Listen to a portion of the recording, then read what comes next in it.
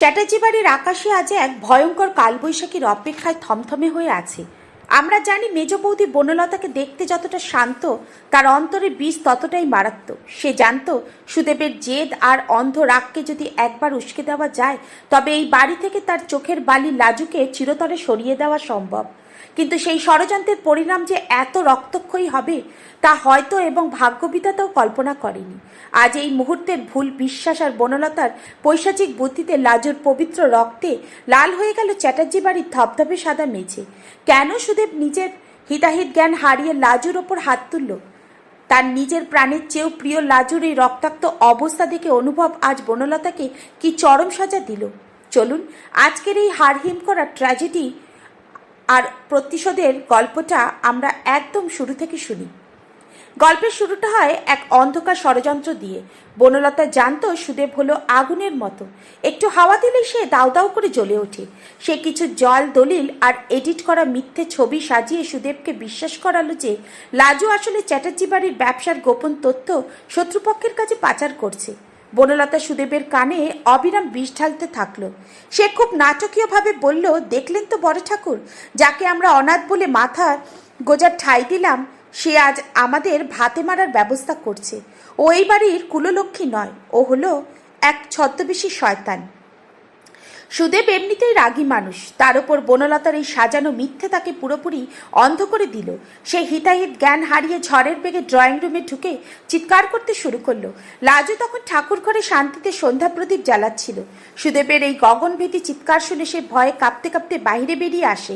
সুদেব তখন বাঘের মতো গর্জে উঠে লাজুকে একের পর এক নোংরা অপবাদ দিতে থাকে। লাজু কিছুই বুঝতে পারছিল না, সে শুধু অবাক চোখে তাকিয়েছিল আর তার দু চোখ দিয়ে টপটপ করে জল পড়ছিল। সে যখন নিজেকে নির্দোষ প্রমাণ করতে সুদেবের পা ধরতে গেল, ঠিক তখনই ঘটল সেই চরম দুর্ঘটনা। সুদেব তখন রাগে কাঁপছিল। সে লাজুকে ঘাড় ধাক্কা দিয়ে বের করে দেওয়ার জন্য এক সজোরে হ্যাচকা টান দিল। লাজু সামলাতে না পেরে ছিটকে গিয়ে সিঁড়ির ধারালো মার্বেলের কোণে আছাড় খেয়ে পড়ল। মুহূর্তের মধ্যেই এক বিকট শব্দ হলো আর লাজুর বুক চেরা আর্তনাদে কেঁপে উঠল পুরো চ্যাটার্জি বাড়ি। লাজুর কপাল ফেটে ফিনকি দিয়ে রক্ত ছুটতে শুরু করলো। সাদা মার্বেলের মেঝেটা মুহূর্তের মধ্যেই টকটকে লাল রক্তে ভেসে গেল। লাজু যন্ত্রণায় নীল হয়ে সেখানেই জ্ঞান হারিয়ে লুটিয়ে পড়ল। পুরো বাড়ি তখন এক নিস্তব্ধ শ্মশানে পরিণত হয়েছে। সুদেব নিজের হাতের দিকে তাকিয়ে পাথরের মতো দাঁড়িয়ে রইল। তার রাগ এখন এক নিমেষেই জল হয়ে গেছে। সেখানে দখল নিয়েছে চরম আতঙ্ক। সে ভাবেনি তার এক মুহূর্তের হঠকারিতায় এমন এক মৃত্যুসম কাণ্ড ঘটিয়ে দেবে। যে বনলতা এই ষড়যন্ত্রের মূল কারিগরি ছিল, সেও এবার ভয়ে কুঁকড়ে গেল, কারণ সে জানত এই রক্ত আর এই আঘাতের দাম তাকে চড়া সুদে মেটাতে হবে। চ্যাটার্জি বাড়ির দেয়ালে দেয়ালে তখন যেন লাজুর শেষ আর্তনাদ প্রতিধ্বনি হচ্ছিল। সবাই বুঝতে পারল আজ এক পবিত্র আত্মার ওপর চরম অন্যায় করা হয়েছে। ঠিক সেই মুহূর্তে ঝড়ের বেগে ঘরে ঢুকলো অনুভব। সে বাইরে থেকে ফিরছিল লাজুর জন্য কিছু একটা সারপ্রাইজ নিয়ে, কিন্তু ভেতরে যা দেখলো তা তার পায়ের তলার মাটি সরে গেল। মেঝেতে তার লাজুর নিথর আর রক্তাক্ত দেহ দেখে অনুভবের পৃথিবীটা ওলটপালট হয়ে গেল। সে পাগলের মতো ছুটে গিয়ে লাজুকে কোলে তুলে নিল। নিজের সাদা পাঞ্জাবি মুহূর্তের মধ্যে লাজুর রক্তে ভিজে লাল হয়ে গেল। অনুভবের চোখ তখন আগ্নেয়গিরির লাভাকুঞ্জের মতো জ্বলছে। সে সুদেবের দিকে ফিরে সাপ জানিয়ে দিল, বর্দা, আপনি আজ থেকে আমার কাছে মৃত। যে হাত আমার লাজুর রক্ত ঝরিয়েছে সেই হাতের সাথে আমার আর কোনো সম্পর্ক নেই। কিন্তু অনুভবের আসল রাগ গিয়ে পড়ল সেই কালনাগিনী বনলতার ওপর। অনুভব জানত সবকিছুর মূলে কে আছে। মাঝরাতেই অনুভব এক ভয়ঙ্কর রূপ নিল। সে সবার সামনে বনলতার চক্রান্তের প্রমাণ হাজির করলো। বনলতা যখন পালানোর চেষ্টা করলো, অনুভব তার পথ আটকালো। সে বনলতাকে চরম ধিক্কার দিয়ে তার চুলে এক হ্যাচকা টান দিয়ে ধরল।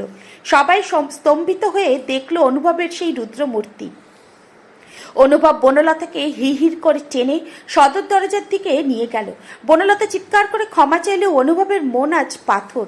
সে মাঝরাতেই বনলতাকে চুল ধরে বাড়ির গেটের বাহিরে ছুঁড়ে ফেলে দিয়ে জানিয়ে দিল, তোর মতো ডাইনি স্থান চ্যাটার্জি বাড়িতে নয়, নরকের নর্দমায়। অনুভবের সেই ভয়ঙ্কর গর্জনে পুরো চ্যাটার্জি বাড়ির ভিত্তি কেঁপে উঠল। লাজুকে তড়িঘড়ি করে হাসপাতালে নিয়ে যাওয়া হলো, আর পেছনে পড়ে রইল এক ভাঙা সংসারের ধ্বংসাবশেষ। সুদেব নিজের ভুলের জালে নিজেই ছটফট করতে লাগলো। বন্ধুরা, লাজুর এই রক্তের ঋণ কি সুদেব কোনোদিনও শোধ করতে পারবে? বনলতা কি বাড়ি থেকে বিতাড়িত হয়ে আবারও কোনো নতুন মরণ ফাঁদ পাতবে? আমাদের তো মনে হচ্ছে বনলতা এবার লাজুর স্মৃতিশক্তি মুছে ফেলার জন্য কোনো বিষাক্ত ওষুধের আশ্রয় নেবে। আগামী পর্বে দেখা যাবে লাজু যখন সুস্থ হয়ে ফিরবে সে অনুভবের হাত ধরতে অস্বীকার করবে। কি ঘটবে চ্যাটার্জি বাড়ির কপালে? জানতে হলে আমাদের চ্যানেলের সাথে থাকুন। ভিডিওটি ভালো লাগলে লাইক ও শেয়ার করুন এবং সাবস্ক্রাইব করে বেল আইকনটি প্রেস করে রাখুন।